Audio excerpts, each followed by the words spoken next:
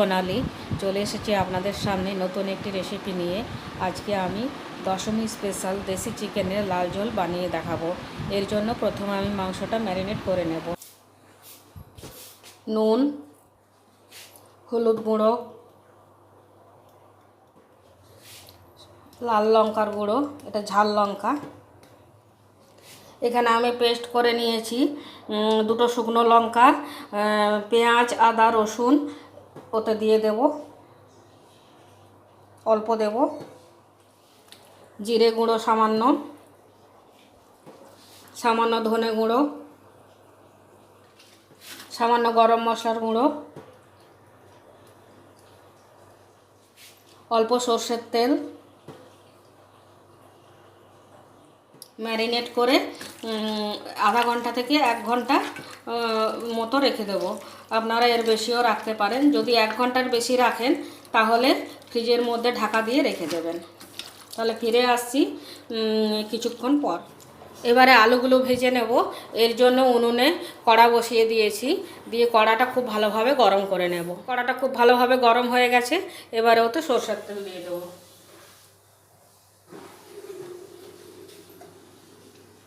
সর্ষের তেল দিয়েও খুব ভালোভাবে তেলটা গরম করে নেব। তেলটা খুব ভালোভাবে গরম হয়ে গেছে। এবার ওতে দিয়ে দেবো সামান্য হলুদ গুঁড়ো।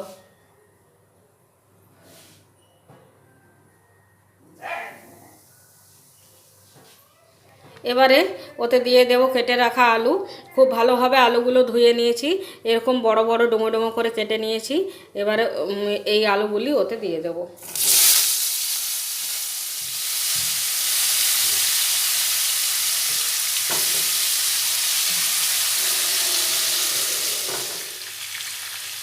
এবার ওতে দিয়ে দেব নুন,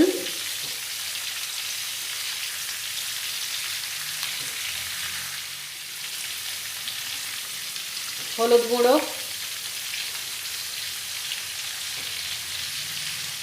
দিয়ে খুব ভালোভাবে নেড়ে নেব।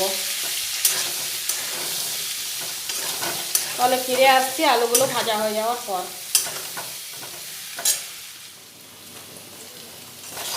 আলুগুলো লাল করে ভাজা হয়ে গেছে। এবারে তুলে নেব।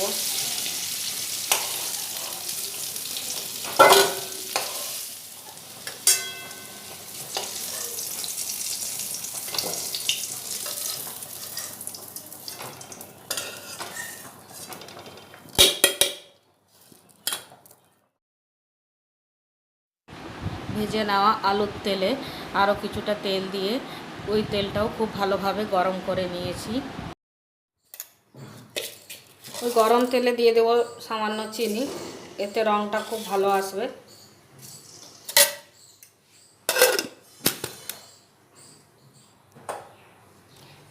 চিনিটা গলে গেছে। এবারে ওতে দিয়ে দেব গোটা গরম মশলা।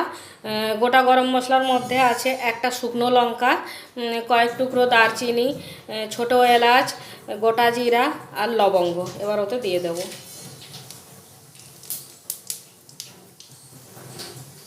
আর দিয়ে দেবো সামান্য হলুদ।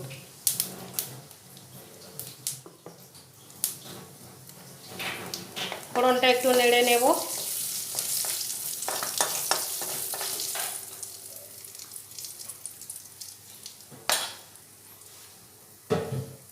ফোড়নটা নাড়া হয়ে গেছে। এবার ওতে দিয়ে দেবো পেঁয়াজ কুচি।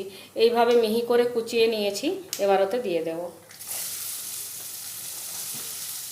দিয়ে এই পেঁয়াজ কুচিগুলো 2 মিনিট খুব ভালোভাবে নাড়াচাড়া করে নেব।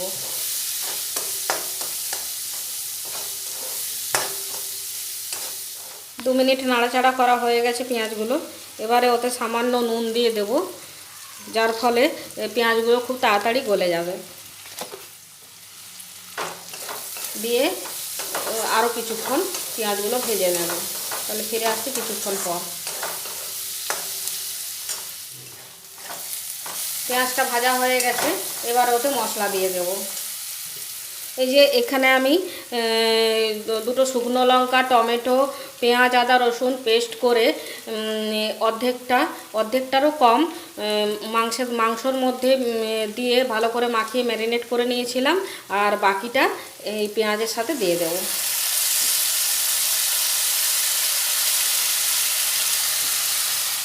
এবারে দিয়ে দেবো ওই মশলা ধোয়া জলটা, তাহলে মশলাটা পুড়বে না।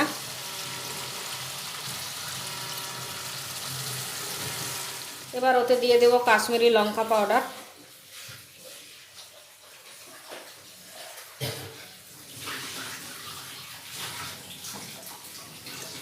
দিয়ে ওই মশলাটা খুব ভালোভাবে কষিয়ে নেব। তাহলে ফিরে আসছি মশলাটা কষিয়ে নেওয়ার পর। মশলাটা আমি বেশ কিছুক্ষণ কষিয়ে নিয়েছি। এই দেখুন বন্ধুরা কত সুন্দর রং এসেছে। এই যে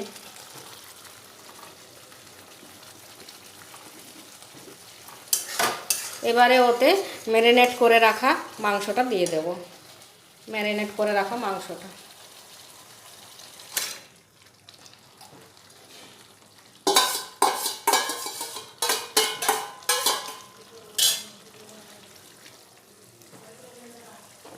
এবার ওতে দিয়ে দেব নুন, ঝোলের জন্য আপনারা আপনাদের স্বাদ মতো দেবেন। আমি একটু ঝোল ঝোল করব। দিয়ে এবারে বেশ কিছুক্ষণ খুব ভালোভাবে মাংসটা মশলাটার সাথে কষিয়ে নেব। মশলার সাথে মাংসটা যত ভালোভাবে কষাবেন এই মাংসটা খেতে তত টেস্ট হবে। তাহলে ফিরে আসছি মাংসটা কষিয়ে নেওয়ার পর। মাংসটা খুব ভালোভাবে কষানো হয়ে গেছে, মশলা থেকে তেলও ছেড়ে দিয়েছে খুব ভালোভাবে। এবারে ওতে দিয়ে দেবো ভেজে রাখা আলুগুলি, দিয়ে আরও 2-4 মিনিট একটু ভালো করে কষিয়ে নেব আলুগুলোর সাথে।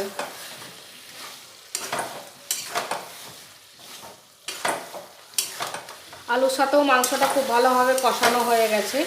এবার ওতে দিয়ে দেবো ধনেপাতা কুচি,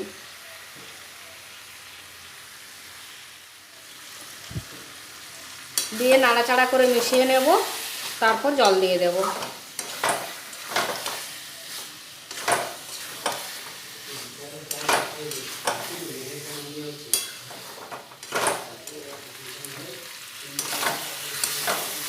এবারে মাংসটায় জল দিয়ে দেব।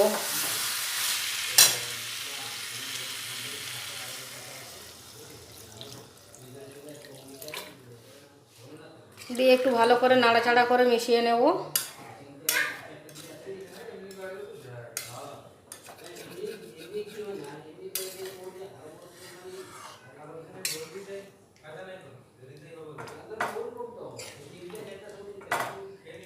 তাহলে ফিরে আসছি মাংসটা হয়ে যাওয়ার পর। মাংসটা ম্যারিনেট করার সময় সামান্য গরম মশলা পাউডার দিয়ে ম্যারিনেট করেছিলাম। এবারে আরও একটু গরম মশলা পাউডার ওতে দিয়ে দেব। গরম মশলা পাউডার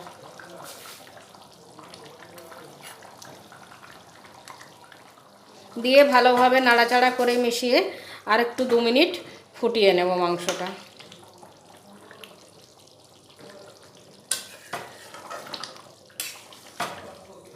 তাহলে ফিরে আসছি 2 মিনিট পর।